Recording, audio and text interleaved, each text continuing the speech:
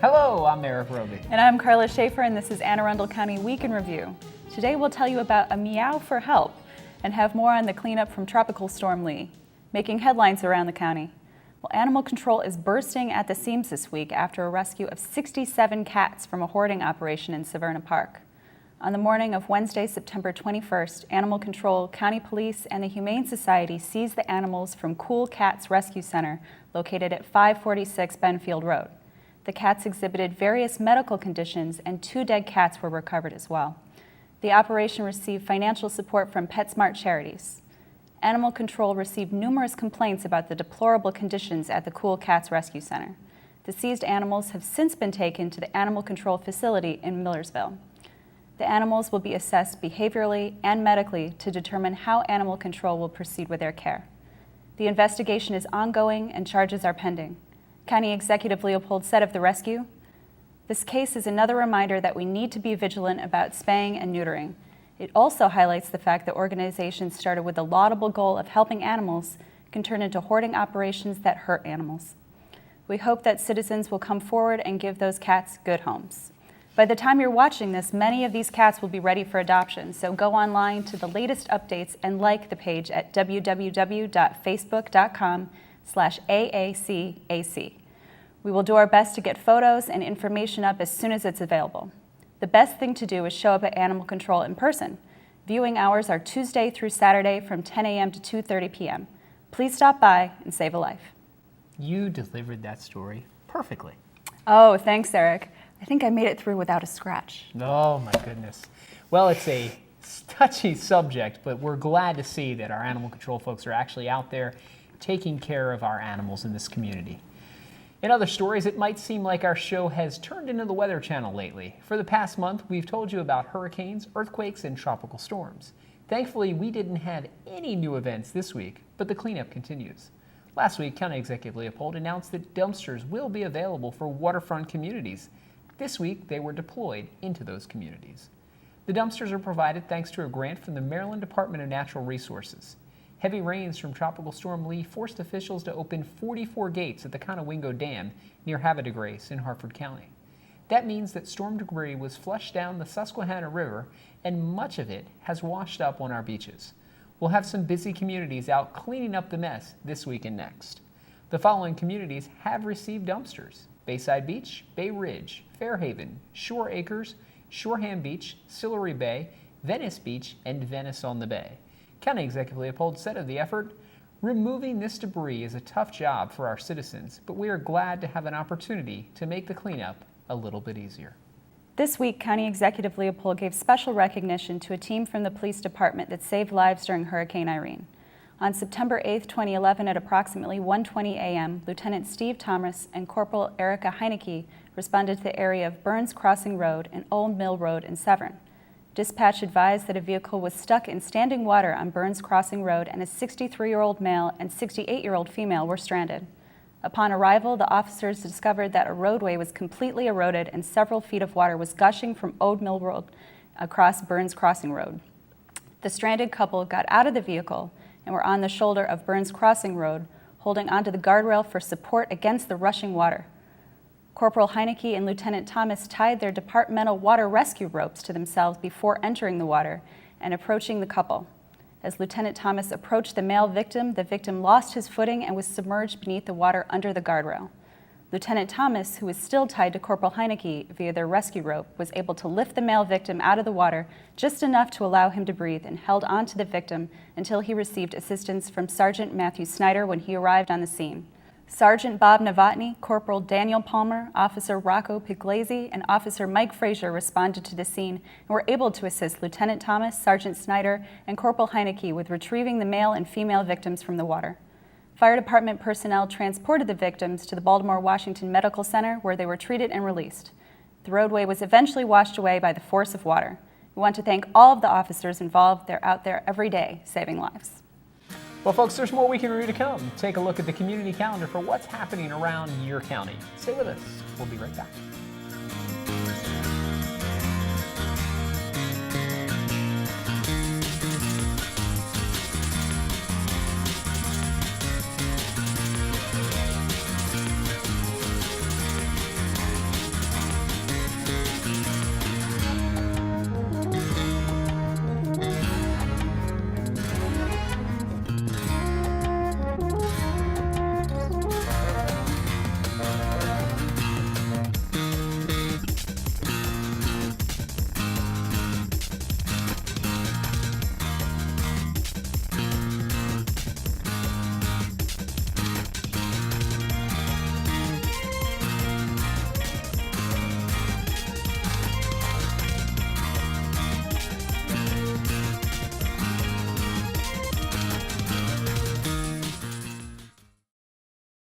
There's a place, not so far away, a place where you don't have to keep the volume down. You'll find all sorts of creatures in this place without have to. The silly you, the proud you. You may even meet the curious you. It's tickling me! You! Ask your parents to take you to this not so far away place. Come to the forest, where the other you lives. But first, stop by discovertheforest.org. Welcome back, folks. Well, we're joined today by a very special guest, Dr. El Jabali from the Anne Arundel County Commission on Women. And you guys have a fantastic event coming up in October. And I just learned that this is probably the first of its kind for local governments here in the United States. So why don't you go ahead and tell us a little bit about it? Hi, hello, everybody. Yes, it is a very special and very unique, and we are very proud of our county executive, Mr. Leopold. The reason is that this event here is sponsored by the county executive as well as the Anne Arundel Community College and Anne Arundel County Muslim Council. And the purpose of the event is unveiling the mystiques about American Muslim women. Mr. Leopold really was the first who I approached him last year with a request whether or not we can have a day here in Anne Arundel County where we can share with the communities, Anne Arundel community, the philosophy of Islam. Who are we as Muslims? We answer questions. We share with them our culture, our food, our art, our music, and then we get to know each other.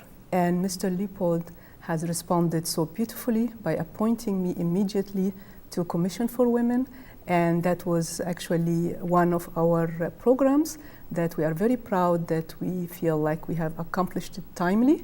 So next month is going to be the first event, and it's going to be many, many events to help and empower women in Anne Arundel County. So how can people get involved in this? It sounds like, I mean, this is just almost like a get to know your neighbor type event that you're trying to put on here, sponsored by the Commission of Women and, as you said, County Government and Community College. Give us the date, give us the time, give us the place, and what can people really expect when they come in there? I actually brought with me the flyer, and the flyer, the date is October 22nd. The time is from 10 a.m. to 2 p.m. So the first sessions will be primarily speakers. So we felt like we need to talk a little bit about the misconceptions about Islam and Muslims, give a little bit background about Islam, and then we're going to have two sets of ladies, one who grew up and in a Muslim country, how did she actually grow up as a Muslim, and then another set which is women who are growing up here in the United States as Muslims. And then after that, the second half, it's primarily culture, as I mentioned. So the second half will be the food, the art, the music. We're going to also have a fashion show. And it's all going to be in Anne Arundel Community College. And if you could kindly register at www.aacountycw.org, and it's free for everybody, and you're welcome to join us, and we would love to have everybody to join us. Great. Yeah, we were talking a little bit off camera before the interview about your background as well and how you grew up overseas in Egypt. Yes. How does that, how do you bring that to this conference and your experiences there?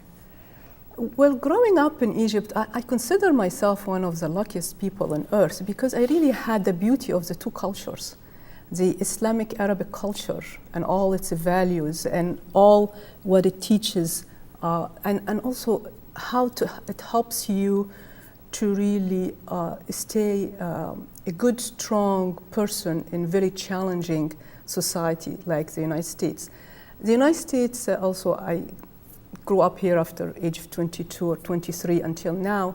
So I learned so much about the beauty and the science and the work ethics and all of that. So I'm very fortunate to have both cultured in me. Currently, I am the Chief Executive Officer of a biotech company, which is actually Maryland-based. And I also teach Arabic and Arabic culture, Arabic language and culture at Naval Academy. And before that, I was associate professor at School of Medicine in Connecticut. So this is what the United States did to me, is the beauty of the knowledge and the science. And I'm very proud to be an American Muslim. Absolutely. We're very proud to have you and representing us and putting this event on for the Commission of Women.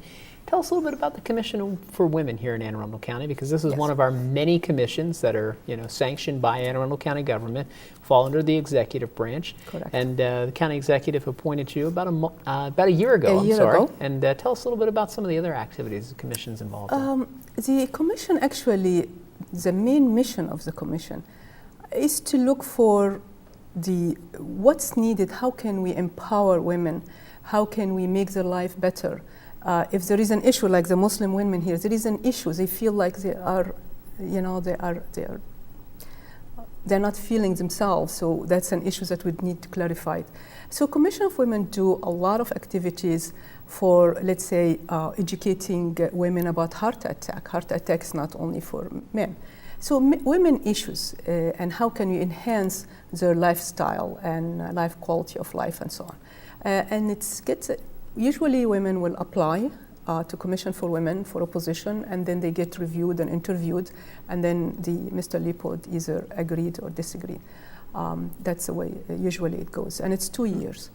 So a lot of activities, like after this program, we're going to look into other cultures. Maybe there is another culture that women feel like they are not well presented or they have their own issues. So we bring it up to the community like that. And how do women in the county find out more information about the commission, being active in the commission? It's to go to the website, please. It's www.aacountycw, which stands for commissionwomen.org. Well, thank you so much for coming out, and I just want to let welcome. everybody know about this event. It's going to be a great event. You can learn a lot about different culture, and that's always great. Folks always want to know things and build their knowledge here in the county. October 22nd, 10 to 2 at our wonderful, beautiful Anne Arundel Community College Arnold campus. We hope to see all of you out there, and we hope to see you back here on Week in Review after these messages. There are a lot of myths about hiring people with disabilities. It will cost a lot of money. The truth is 50% of accommodations cost under $500. People with disabilities. Fact is, 90% of workers with disabilities performances are rated average or above. See the possibilities, create opportunity. work matters. Visit mdod.maryland.gov.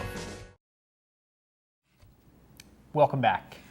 On September 18, 2011, at approximately 3:40 p.m., officers from the Eastern District responded to the Safeway store located in the 4200 block of Mountain Road in Pasadena for a report of an assault.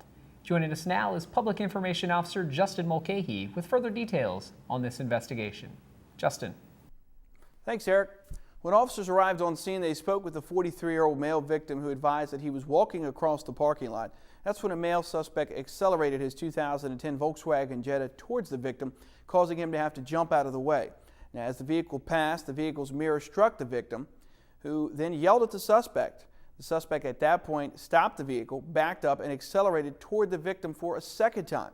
The victim was able to jump out of the way to avoid being struck a second time. As the suspect swerved at the victim, however, he struck a parked car in the parking lot before eventually parking his own vehicle and entering the Safeway. Several officers entered the store and found a subject matching the description of the suspect that was provided by the victim along with witnesses. Further investigation confirmed the identity of the suspect and substantiated the assault as reported. The suspect was placed under arrest and transported to Eastern District Station, where he was charged with first and second degree assault along with multiple traffic violations. That suspect is Erik Smith, age 36, of 1805 Lansing Road in Glen Burnie, Maryland. We're going to move on now to our second incident. That one took place on September 18th, about 12:06 in the morning. That's when officers from the Eastern District responded to the Wawa store located in the 7600 block of Quarterfield Road in Glen Burnie for a report of a commercial armed robbery. When officers arrived on location, they spoke with the store employees who relayed that a male suspect entered the store, walked behind the counter armed with a handgun, and demanded money. The employees complied with the demands of the suspect, and turned over an undisclosed amount of money to that suspect, who then fled the store on foot, last seen running towards Route 100. Numerous officers and a canine unit canvassed the vicinity but were unable to locate that suspect, who's being described as a black male about 5 feet 6 inches tall, last seen wearing an orange shirt, a black jacket, tan pants, black gloves, along with a blue ski mask. So folks, please pay attention to the photos on your screen. If you have any information on the crimes or suspects mentioned on the show, don't hesitate to call, email, or text your tip to Metro Crime Stoppers hotline. It's available 24 hours a day, toll free. That number, 1-866-7-LOCK-UP. You can also text message MCS plus your message to crimes at 274-637, or as always, visit the website at www.metrocrimestoppers.net. Remember, phone calls are not recorded and callers remain anonymous. You might be eligible for a cash reward of up to $2,000. Back to you, Eric. Thanks, Justin. This week, the Anne Arundel County Fire Department responded to 1,292 calls for service. This included more than 975 emergency medical calls and 119 fire calls. This week, one person was injured when a vehicle he was driving crashed into the rear of another vehicle in the Crofton area of the county. In addition, county firefighters assisted a military veteran who visited the area to raise awareness for wounded servicemen and women. With us now to tell us more about these incidents is Division Chief Michael Cox of the Anne Arundel County Fire Department. Chief? Thanks, Carla. Just after 9 a.m. on Wednesday, September 21st, 2011, Anne Arundel County firefighters responded to a reported motor vehicle collision with entrapment in the area of Route 3 and Capitol Raceway Road in the Crofton area of the county. The first unit to arrive on the scene reported a two-car accident with no entrapment involving an SUV and a dump truck. There was one patient as a result of the incident. The patient, a 28-year-old male, suffered serious but non-life-threatening injuries. He was ultimately transported to the University of Maryland's R. Adams Cali Shock Trauma Center in Baltimore via ground ambulance. Traffic at the scene was tied up for more than 30 minutes as fire and police personnel attempted to clear the scene. In a second incident this week, which occurred on Thursday, September 22nd, 2011, Anne Arundel County firefighters helped to safeguard a military veteran from Virginia as he passed through the area yesterday on his way to Annapolis. The veteran, Mr. Mac McQuown, is a retired U.S. Marine and founder of the Veterans Miracle Network. Mr. McQuown is currently attempting to walk more than 15,000 miles within the lower 48 states in an effort to raise money for our wounded veterans. Mr. McQuown started his journey in Stafford, Virginia, and was walking through Anne Arundel County on his way to the capital in Annapolis. Carla? Thanks, Chief. County officials advised that Mr. McQuown was escorted through areas of the county where there are no shoulders on the roadway to help keep him safe from vehicles passing in these areas.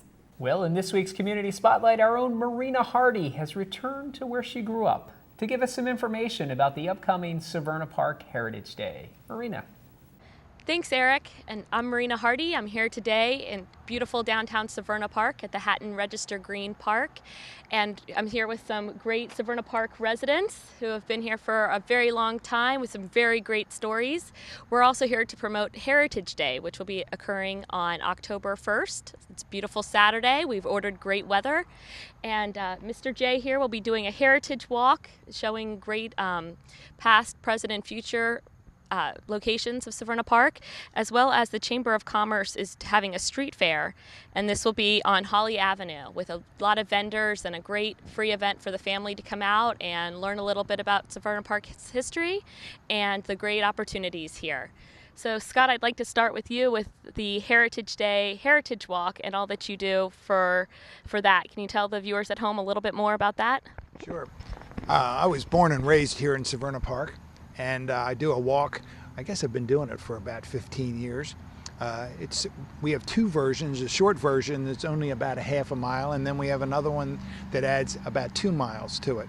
But we'll go through Severna Park, the intersection, some of the old houses, some of the old corners, a little bit about Severn School, and I have lots of little anecdotes of things that happened there as a child, and it seems like I can remember a lot of that stuff.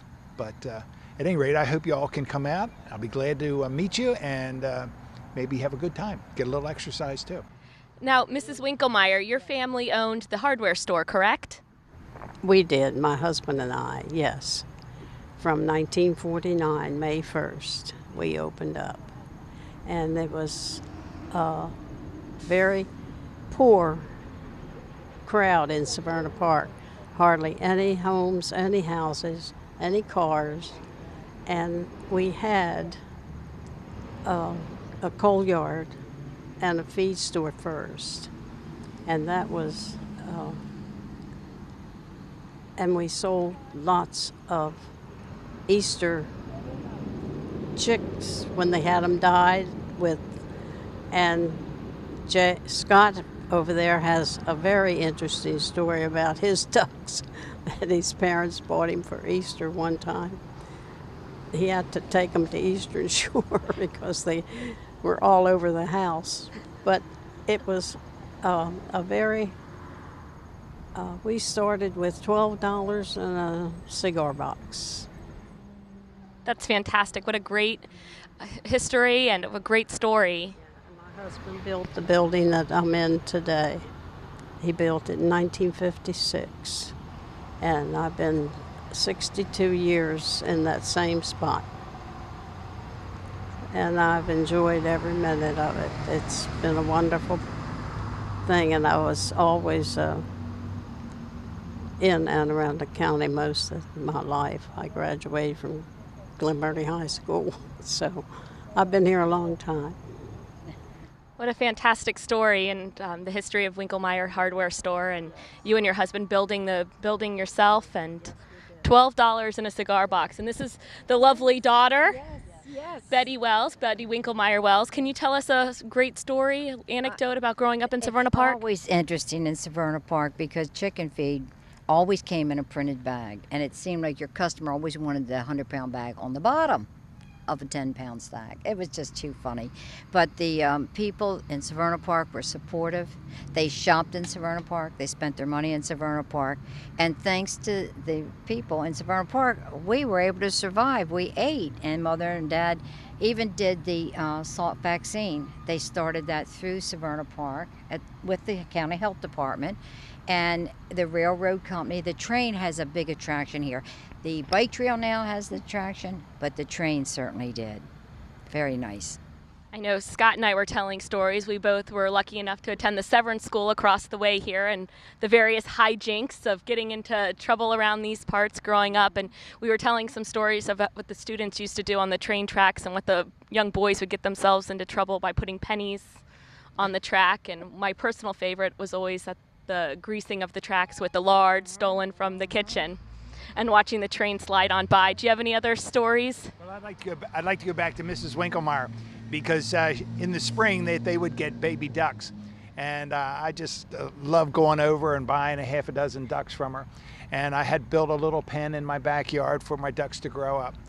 But at night, when it was time for me to take a bath, I would sneak down and I would get these half a dozen ducks and I'd take them up and put them in my bathtub with me.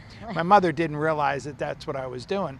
And if you remember, I'm sure you did it as a kid, so you slide back and forth in the bathtub, and before you know it, you can kind of get a couple of tidal waves or tsunamis coming. Well, all these ducks are in there trying to stay afloat. And then it would overflow. Unfortunately, the kitchen was right underneath the bathtub, so the water would start leaking down, and then she knew what I was up to. So, no, the train would go back and forth, and as a child, I would ride to Baltimore to go shopping with my mother. And as soon as I got on the train, one of the first things I did was go to the men's room and lift up the toilet seat, and I would be able to look down and see the tracks going by. So, I don't think I could have ever had a nicer place to grow up and more fun and more friends than Severna Park. And Severna School has been a big part of my life, and as far as the community goes too. So. Fantastic, and I'm sure these are fantastic stories, and I urge you all to come out October 1st to both the Chamber of Commerce Street Fair and also Heritage Day, which will be also at the Community Center, and join Scott for his walk. And visit the Aspire website for more information, Severna Park Aspire, and we look forward to meeting you all on October 1. Back to you, Erik. Thanks, Marina. Well, I tell you, I want to go back to the first story here for a minute, Carla, the cat story. 67, that's a lot of cats. a lot of cats. Seems like we had the same story with the dogs right around this time last year. There's a lot of animals. You know, the County Executive Leopold, has been a big proponent. I mean, that's one of the biggest things he stresses is protection of animals. I mean, we put the pet shelter in for people to bring their dogs and cats. Right. When we have shelters, we set up the Animal Welfare Advisory Committee. He's really taken a lead in the region on those issues. But I got to talk a little bit about adoptions. Sure. I heard you adopted your dog. I did adopt my dog from an adoption day. He is a rescue dog, as are many pets in this county. And we went just to look. You know, we were thinking about adopting a dog anyway, but we were just looking, filled out an application, happened to meet our dog there. He literally, he chose us. Actually, he really chose my husband. He kind of knelt down to say hi to the dog, and he put both of his paws right up on him. That's a great story. So yeah, what are you going to do? Yeah, what are you going to do? Well, we hope that the cats that are going to be at Animal Control, we hope that folks take the same approach and they go out and meet these cats, and we can find some homes for these cats and kittens that have come back. Other story this week, another big one, is the debris that's being left over from this. All coming down from the Susquehanna. It's all coming down. Yes. It's all landing on our shoreline. Yes. I tell you, it's but in your former life, you kind of know a little bit of something about I know a little bit about the Bay. Yeah, I mean, it's a tough situation because not only do we have the debris coming down from the Susquehanna into the Bay, but we've had a lot of flooding recently. So there's been a lot of runoff, nutrient runoff and debris runoff into the Bay, which is a problem because it causes dead zones when there's too many nutrients in the Bay. I know it sounds like a good thing, but it's really not. So it deprives the Bay of oxygen, and there's going to be a lot of cleanup efforts coming up. Well, but I got to ask, with the federal government's got these new TMDL requirements, Yes. and the Bay's got to meet by 2018, I believe, or 2020 that they're looking forward. We can spend as much money as we can locally, probably $1 billion, to add new infrastructure for stormwater management, to upgrade sewage treatment plants, to get people off of septic systems. But the easiest thing, and I'm hearing this from a lot of residents, seems to be, why can't we control what's on the other side of the Susquehanna Dam? Why can't we come in and force the power company that owns that dam to come and take care of their stuff on the other side there? Because what's happening is we can do everything we can do downstream to help save the Bay. Right. But one big tropical storm, I know. all the hard work that we've done, all the money that we've invested, it's gone. Yeah, unfortunately, they let a lot of that material go just because there was so much flooding, and if they didn't, then it would have been even worse for the people in that area. But I think one of the harder things too is we're talking about, multiple states involved in the same problem. Absolutely. So, well, we can't solve all the problems here in this week's not Week in today Review. anyway. Maybe next week. That's why we want you to tune in next week.